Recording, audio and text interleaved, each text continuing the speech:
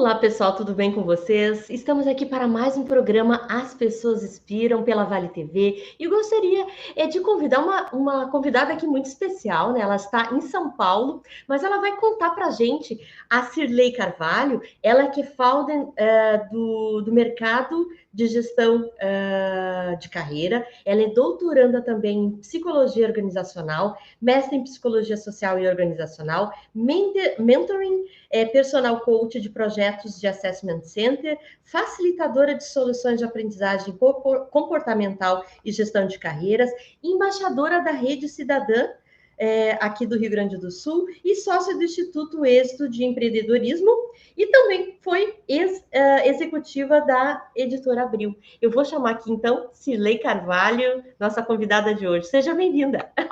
Obrigada, muito obrigada. É tão engraçado assim quando a gente vai ouvindo as pessoas falando da nossa bio, né? Porque na verdade isso tudo é um conjunto de coisas que a gente vai acumulando na vida, ou sendo convidada a participar, né? Quando tu olha assim, nossa, será como é que essa pessoa dá conta de ser, né? Isso ou aquilo e isso junto, mas na verdade é que na vida a gente vai ocupando alguns espaços, né? Ocupando alguns papéis, se interessando por algumas pautas, e isso vai tornando o nosso currículo uma coisa assim extensa às vezes, né? Mas que na verdade quando eu olho para tudo isso e eu me pergunto assim, mas quem sou eu, né?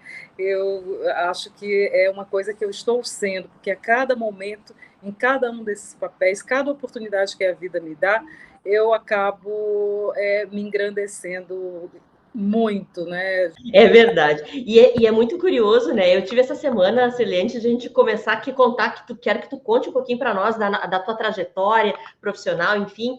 É muito estranho, né? Eu fui convidada para uma palestra que vai ser hoje à noite, inclusive, e eu comecei a procurar sobre essa temática na internet. E como é estranho a gente olhar, um texto que eu fiz, estava lá super bem ranqueado no Google, né? E eu pensei, gente, olha ali um texto meu.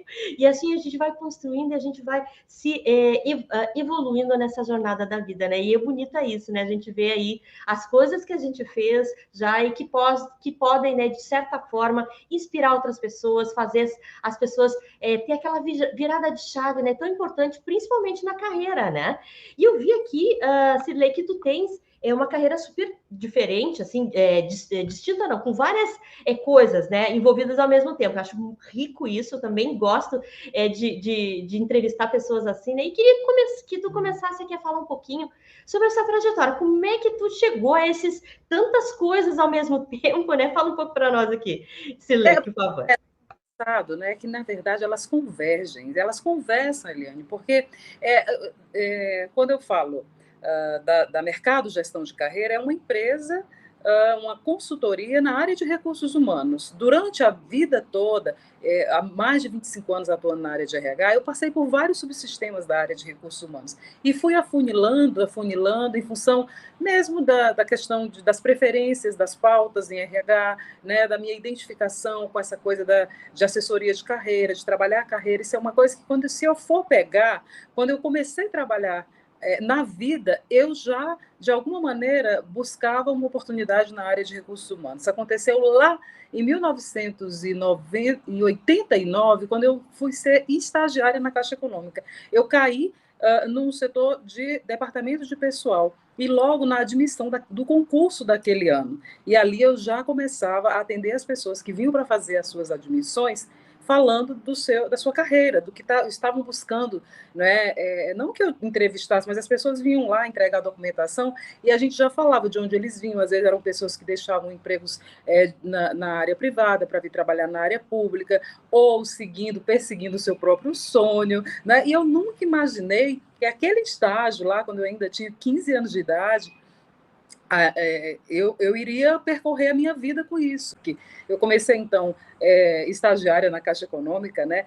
Dali surgiu uma oportunidade para eu trabalhar numa agência de turismo da Caixa Econômica, que era uma operadora, e a minha responsabilidade era exatamente atender os executivos, né, da Caixa Econômica para fazer suas viagens executivas, corporativas e tal. Então, de alguma maneira, aquilo ali também já conversava com essa área de RH.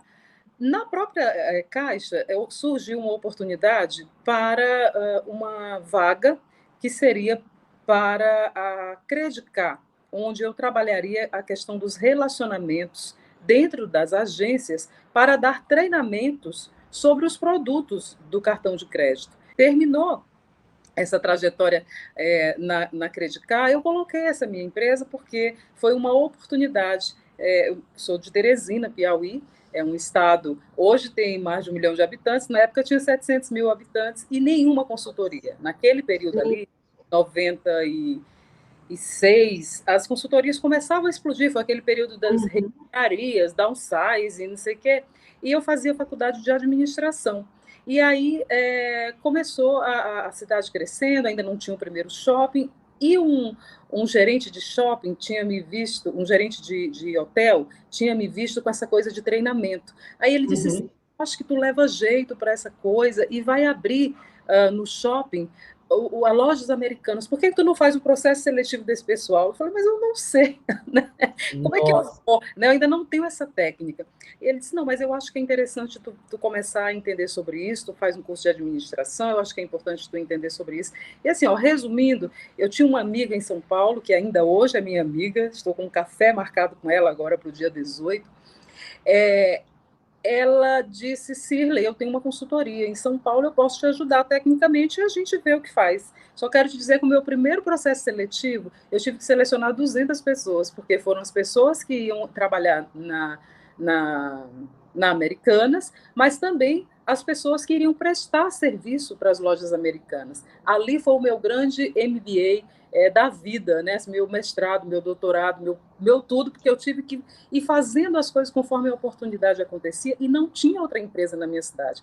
A minha empresa nasceu grande lá nessa época, era background, não porque ela era uma empresa de 10 metros quadrados, mas porque eu, né, assim, acabei, por conta desse chamado desse meu amigo, que enxergou em mim uma competência que eu levei pelo resto da vida, que eu poderia fazer isso acontecer. E a partir de então não parou mais de acontecer tudo. O treinamento veio a reboque, recrutamento e seleção, treinamento, desenvolvimento, planos de cargo e salário, eu fui aprendendo fazendo, né? E as coisas foram surgindo, sala de aula, professora na faculdade, porque aí eu já passava a ser alguém que tinha uma referência. Você falando de artigos, que você olha e diz assim, meus artigos foram tão bem lidos, né? Eu guardo alguns, Eliane, que eu olho assim, eu digo, gente, que vergonha, eu escrevi isso, eu falei isso, né? Sim. Mas tudo que eu tinha para falar. Claro. A coisa funcionou muito bem, eu tive, então, uma das minhas histórias de sucesso na minha trajetória foi exatamente esse meu primeiro empreendimento na área de recursos humanos. Então, mas sempre muito preocupada com a questão social. Tanto na época, essa minha consultoria, eu reservava 2 dias na semana na minha cidade só para atender o pessoal de alta vulnerabilidade. Já naquela época, eu já pensava nisso porque eram pessoas que não sabiam fazer currículo, não sabiam como se portar para uma entrevista, né? E assim a gente buscava ser canal, né, para essas oportunidades. Bom, eu casei, saí de Teresina depois de 10 anos que essa empresa já existia e fui, em função do meu casamento, eu fui morar em Pernambuco. Lá eu assumi posições na área de recursos humanos e gestão de um grupo educacional, hoje é um grande grupo, que é o Grupo Ser Educacional, né, que é fundador do Instituto Êxito. Né? Olha, sim. Dizem que o mundo é uma pracinha, e é verdade. Eu digo que o mundo é um lavabo, porque eu comecei a trabalhar no Grupo Ser Educacional, assumi essa posição de recursos humanos, foi aquele período que eles estavam ainda iniciando, implantando e tudo. Hoje é uma empresa que está na Forbes, né? Que está aliás, na Bolsa de Valores já há muito tempo, e que o dono já saiu 2 vezes na Forbes, que é o Janguier Diniz, uma pessoa que eu respeito muito, esse presidente, um ser humano fabuloso. Então, comecei a trabalhar nas empresas dele, instituí o primeiro MBA em gestão de pessoas nesta faculdade. Em paralelo à minha carreira, sempre andando a partir de que eu comecei a trabalhar na área de recursos humanos com a Associação Brasileira de Recursos Humanos. No Piauí, eu fui a presidente da BRH. Que legal. Recife, em paralelo com a minha carreira executiva, então, eu também atuava na BRH como vice-presidente da BRH de Pernambuco, e a minha vida ali era isso. Então, trabalhar na área de recursos humanos como executiva, À noite e aos sábados eu dava aula no MBA de Gestão de Pessoas e na própria faculdade, no curso de Administração, na cadeira de Gestão de Pessoas. Então, isso aconteceu e foi cada vez mais me levando para esse caminho. Saí dali. Eu falei também, né, da Editora Abril. A Editora Abril foi atrás, foi uma passagem menor, mas também foi como gestora da filial da Editora Abril, e a minha atuação também era na área de treinamento e desenvolvimento, recrutar e selecionar vendedores, enfim, com as instituições. Dali eu fui para o Rio de Janeiro. Rio de Janeiro, eu tinha uma ideia assim que eu queria fazer um mestrado, eu já há muito tempo enxergando a administração de empresas, olhando a coisa muito mais departamentalizada, né, cada coisa na sua caixinha, as funções e tudo. Eu nunca imaginei que a empresa precisava ser desta forma e que precisasse acontecer exatamente assim. Só que se a gente vai lá atrás, para a gente ter uma ideia de organização, para a gente ter uma ideia de como a empresa funciona e o que é necessário para cada competência de quem trabalha em cada lugar, ok. Então, mas eu imaginava sempre assim, a organização é bacana funcionando assim, Taylor, Fayol, né, imaginaram muito bem naquela época, mas a gente precisa entender agora quem são essas pessoas que estão dentro da organização. Pensar como é que a gente vai olhar esses indivíduos que já chegam aqui depois de homens feitos, mulheres feitas, né? E quando eles entram aqui, eles têm uma história de vida que não fica lá na porta do trabalho, como também quando eles voltam do trabalho, essa história não fica casa, né? Então, assim, não há como se dividir esse homem, né? Ele pode mudar suas posturas, mas ele é um ser repetidor. Ele repete o que ele é, onde quer que ele vai. Se ele vai para a igreja, ele vai com os valores dele, ele vai com as coisas, com todas as suas limitações, com todas as suas prerrogativas, suas competências, suas coisas, seus hábitos bons, seus hábitos de difícil convivência e assim vai, né? Então, eu fiquei pensando que faltava alguma coisa ali que eu precisaria aprender. E aí, quando eu fui para o Rio de Janeiro, eu falei, eu quero fazer um mestrado na área da psicologia organizacional, de pensar a saúde mental dentro da organização e não dividir, você tem problemas, você vai para o psicólogo, ou você vai para o psiquiatra. Não, não, não.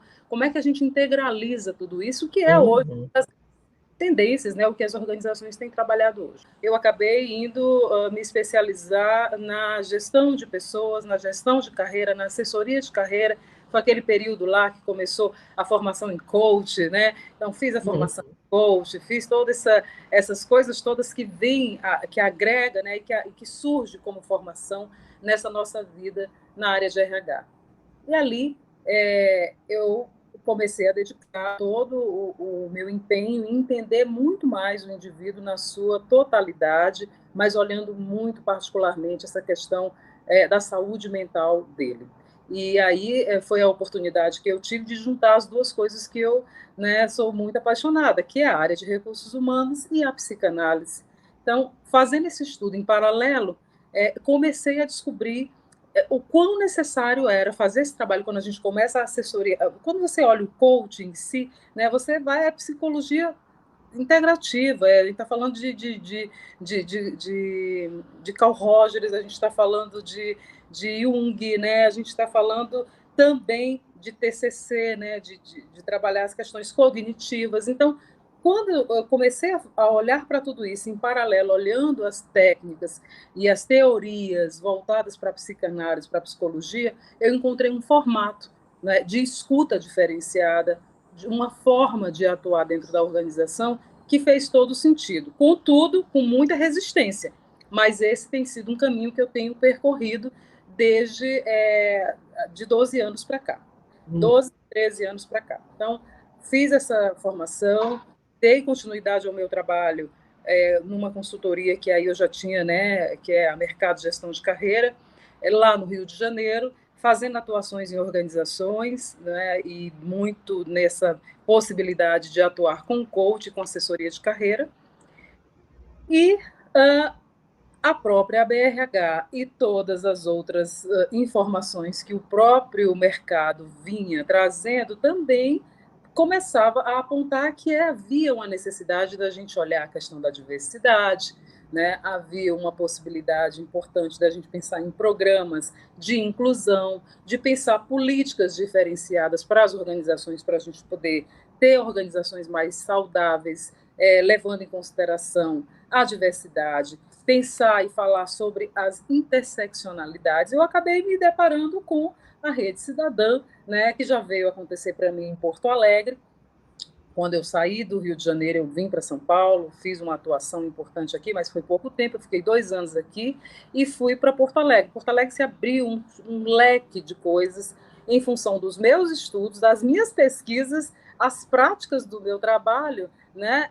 E mais a BRH trazendo todas as informações que já vinham permeando o mundo, né? Como a fala da Agenda 2030, as ODS e todas as coisas, mas eu acabei chegando em Porto Alegre, foi na época do governo do Marquesan, ele queria implantar dentro da prefeitura um banco de talentos, e esse banco de talentos, ele tinha como objetivo recrutar e selecionar pessoas por competência e não por indicação. Nunca teve problema que a pessoa fosse indicada por algum político, por algum conhecido do governo, mas a questão era, essa pessoa tem a competência técnica e comportamental para assumir uma posição X ou Y? E nós fomos para dentro da prefeitura, naquela época o convite foi feito à BRH, nós fomos em 12 voluntários para implantar o banco de talentos na prefeitura. Ali eu disse, naquele momento, eu disse, gente, eu nunca trabalhei na área pública, né? Nunca imaginei, a não ser quando fiz consultorias, implantações de políticas para empresas públicas, mas eu nunca imaginei ter que trabalhar na área pública. Mas eu disse, bom, é voluntário, eu vou. Naquela época, o Cássio Matos já era meu amigo, me convidou, se ele vem. Digo, tá, eu vou, vamos lá. Só são 100 dias do governo do prefeito, só para a gente poder implantar e selecionar os executivos que irão trabalhar com ele. Tá legal. Só que, quando a gente chegou ali, assim, eu fiquei pensando, gente, nenhum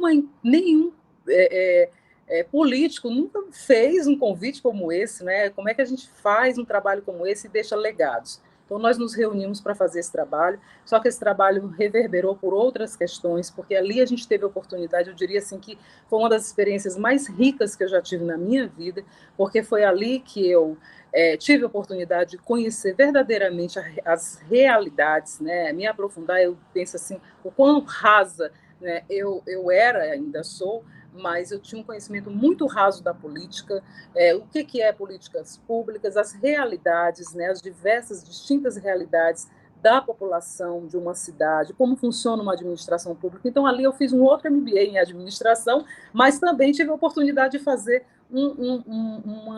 eu diria, um doutorado em psicologia, para você entender como é que funciona a dinâmica do Estado, você entender a do político, né? Não é fácil. E é assim, né, Cirlei? Uma coisa muito interessante que tu falas, né, nessa integração, né?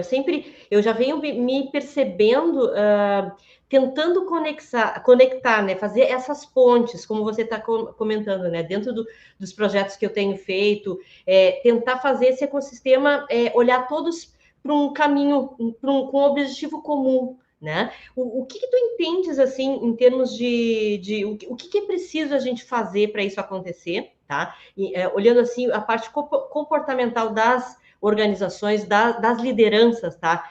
Tu que trabalha mais nessa área da psicologia, assim, o que você vem e diz para essas lideranças para a gente poder fazer isso acontecer? Porque isso é uma questão, às vezes, de mudança até cultural dentro da organização, né? Mas precisa começar com o líder.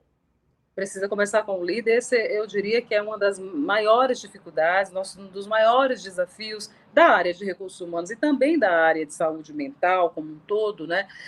É a gente fazer, porque de 2 anos para cá, da pandemia para cá, menos, né? Mas havia uma resistência muito grande e muitos gestores são abertos, outros, mas a gente vai parar para poder falar sobre isso, né? Uhum. Poxa, falar sobre resultado, só que falar de resultado a gente tem que falar de gente.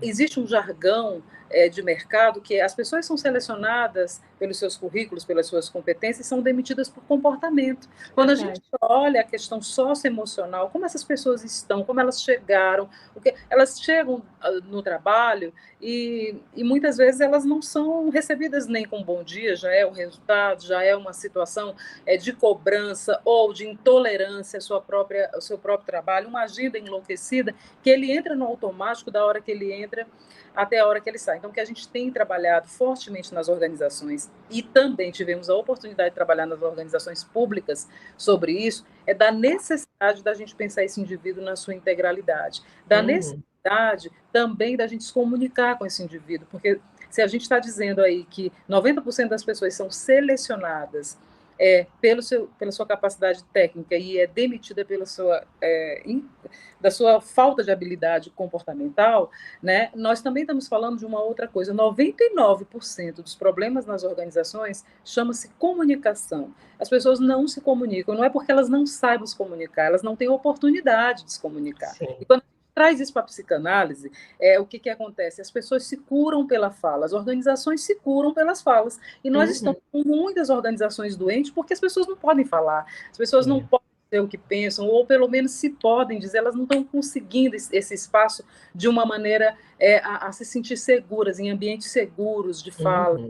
Então, a nossa prática e o que a gente vem falando é sobre a oportunidade que a gente precisa ter. É uma cultura de fala, é uma cultura de diálogo dentro das organizações, né? A gente começou falando aí da comunicação não violenta, que tem feito um progresso importante nessa questão, mas da importância da gente poder entender esse indivíduo. Agora, na pandemia, nós tivemos essa abertura que, se Deus quiser, a gente não vai parar nunca mais, das empresas nos contratar para ouvir seus funcionários, para entender como é que eles estavam, eles tinham perdido pessoas. Será que eles só perderam pessoas agora na pandemia? Não, eles perderam a vida toda, mas a empresa pediu, agora eu quero ouvir sobre a perda dessas pessoas que eles tiveram. Agora eu quero entender como eles se viraram dentro de casa, como é que é a dinâmica, quantas empresas não sabiam qual era a dinâmica do seu funcionário. E aí, claro, é um trabalho que tem uma confidencialidade, a gente não traz tudo, mas a gente, além de orientar esse funcionário a buscar outros caminhos de melhorias, né, para orientar, ouvir, buscar com ele uma solução que possa adequar muito mais a vida dele à própria vida e a vida, né, em casa, como também no trabalho, isso traz muito mais resultados para a organização. Esse indivíduo se sente tão grato. Alguns programas que nós aplicamos nas empresas, nesse sentido da escuta e da orientação, de reorganizar a roda da vida desse indivíduo, né? Deixar ele, pelo menos, olhar para a vida dele. Tem aquela clarividente, né, que ela está fazendo muito sucesso aí, que é a Márcia Sensitiva, não sei se você já ouviu falar. Não conheço. Engraçada, né? Ela está fazendo um sucesso absoluto aí nas redes sociais, e ela diz assim, quando você achar que a vida não está muito boa, sai do teu corpo e olha para ti, né? E vê como é que está. No momento da escuta, o que a gente conseguiu junto aos gestores, nas organizações, e a sensibilização das pessoas para isso foi: deixa as pessoas saírem um pouquinho, né, de tudo isso e elas olharem para a sua própria vida. Quantos deles, Eliane, nunca tinham tido a oportunidade de parar para pensar como é que... Nossa, eu nunca parei para olhar como é que estava a minha vida espiritual e o quanto que isso... em todo o resto. Eu nunca tinha parado para pensar como é que está a minha vida de lazer, vida social, e eu ainda não tinha parado para pensar como isso está impactando no meu amor, como isso está impactando, né, nas minhas relações no trabalho, porque eu estou me mostrando uma pessoa amarga, enfim, né, e outras coisas. Nossa, que bom que está tudo equilibrado aqui, as coisas estão indo bem, é por isso que eu estou feliz nisso, naquilo outro. Ou seja, não é só olhar o que não está bom, é olhar o que está bom também. Com certeza. De diálogo. E aí a Rede Cidadã, você queria entender, a Rede Cidadã entrou na minha história, inclusive eu agora estou em São Paulo, eu entreguei a Rede Cidadã para o Diego, mas continuo, né, porque tem programas aí, coisas, compromissos assumidos para fazer, mas sempre foi em paralelo, né? A Rede Cidadã, como embaixadora, a minha atuação foi como é que a gente traz o jovem para o mercado de trabalho, como é que a gente insere. esse jovem que quando a gente olha para as estatísticas está cada vez mais crítico, né? A gente vê esse jovem que não estuda, não trabalha, e são os próximos, né, moradores de rua da nossa cidade, né, para a prostituição, para a drogadição, ninguém pede carteira de trabalho. Então, nós estamos aí numa batalha, olhar o indivíduo na sua integralidade, nas organizações e fora delas também. Olhar ele nas suas funções técnicas, mas olhar ele comportamentalmente também, porque assim, nós estamos falando de um indivíduo integral, que é o que a gente quer, né? Um indivíduo mais equilibrado. Com certeza. Cirlei, olha só, nós já acabou o nosso tempo aqui.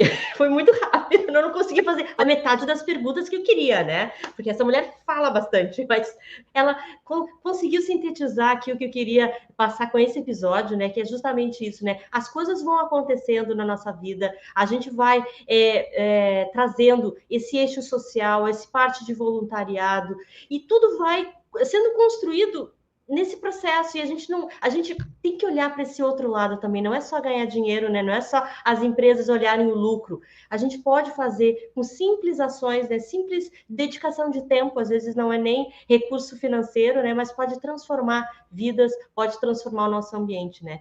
Cirlei, eu queria que tu deixasse aqui uma mensagem final para quem estiver nos assistindo, né? Para esse olhar mais amplo com relação às pessoas, com o nosso planeta e tudo mais.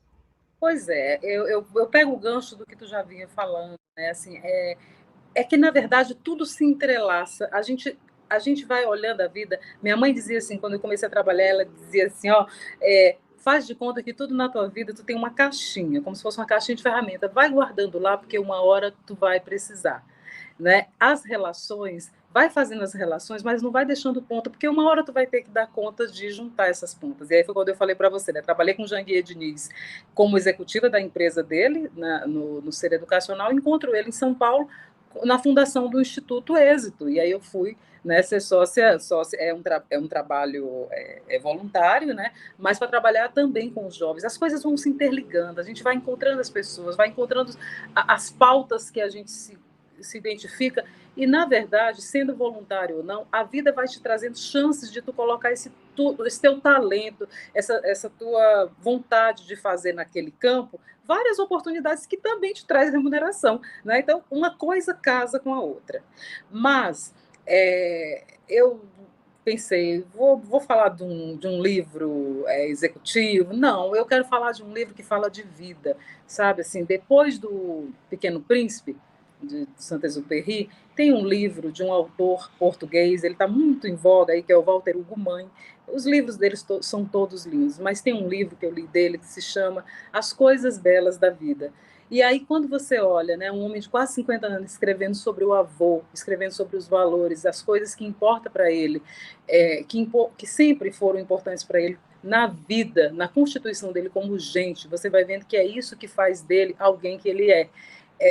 Foi aí, né, na construção da sua própria personalidade, do seu caráter, da sua reputação, foi que ele pôde fazer sucesso em todas as outras áreas. Então, eu diria que muito antes da gente poder pensar em desenvolver essas competências técnicas todas, não adianta a gente ter tantos MBAs, tantos mestrados, tantos doutorados, se a gente não tiver um caráter, né? Porque para caráter não tem treinamento. Se tu não tem um caráter bom, se você não pensa nas coisas que realmente faz valor, olhar a tua referência, de onde tu veio, né? De onde tu veio, para onde tu está indo, esse caminho ele é longo. Então, o que te constituiu até aqui e para as conquistas que tu tem na vida? Então, o livro é esse, As Coisas Belas da Vida, Walter Hugo Mãe. Ele vai falar sobre essas coisas e se preparem, se alguém for lê-lo, porque vai se emocionar. Todo mundo teve alguém na vida que fez diferença, todo mundo ficou feliz ou triste com coisas durante a sua vida e faz, né, ainda hoje, feliz ou triste. E são essas coisas que faz da gente gente.